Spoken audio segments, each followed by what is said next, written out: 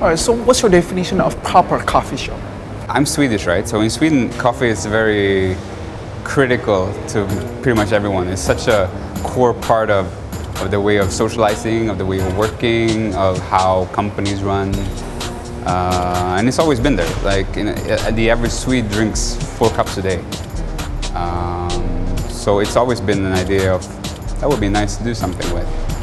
And something that I kind of felt was missing in Indonesia is like a proper coffee shop where you can sit down and relax and just enjoy your time.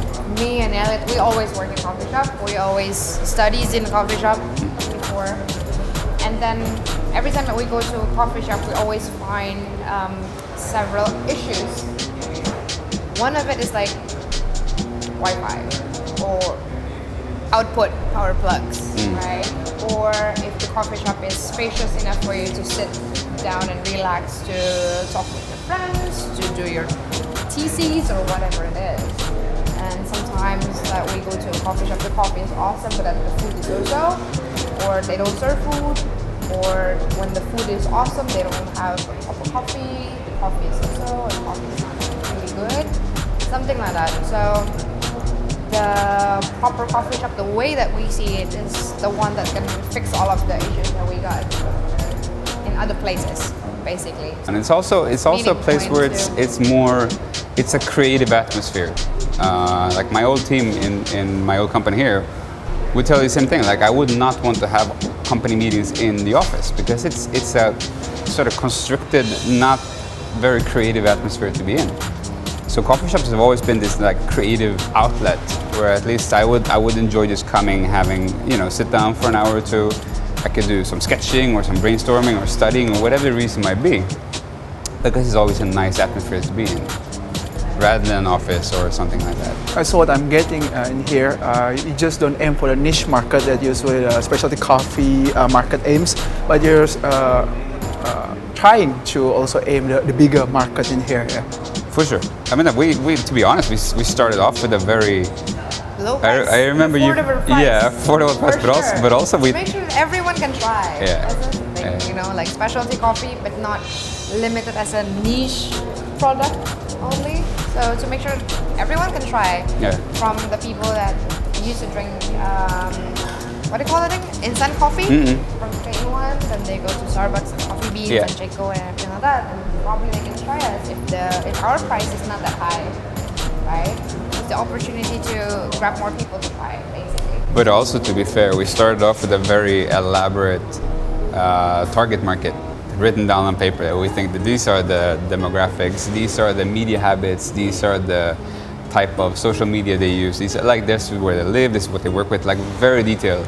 And reality is not like that. Yeah. Like the specialty coffee in Indonesia is embraced by a very sort of abstract group of people that is not necessarily that easy to pinpoint. Anything from youngsters that want to hang out in a place that's quote unquote hip, to people that are really passionate about their coffee and very sort of loyal to 1 or 2 shops. And the bigger group that basically want to try something that they heard is a nice place to go to, and so it has a wider appeal without necessarily being hardcore coffee addict. And you have this culture in Sweden called fika, right?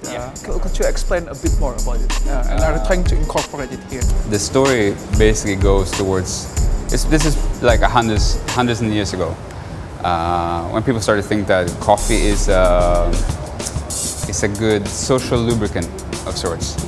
So people used to drink alcohol, and then alcohol was banned. This is hundreds of years ago. And then coffee came around. It was brought back by one of the old kings of Sweden, who traveled from Turkey. He brought with him this like mocha pot and coffee beans from Turkey. And he was seen as some sort of like hipster at the time, like this is hundreds of years ago, but he was still seen as a cool guy. So people think, oh, coffee, what's that? That's interesting. And then people started embracing the coffee culture as a replacement for alcohol.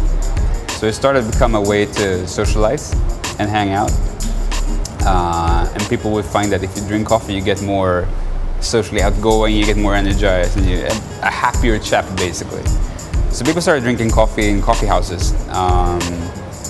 And that has sort of been a sort of core component of Swedish culture ever since.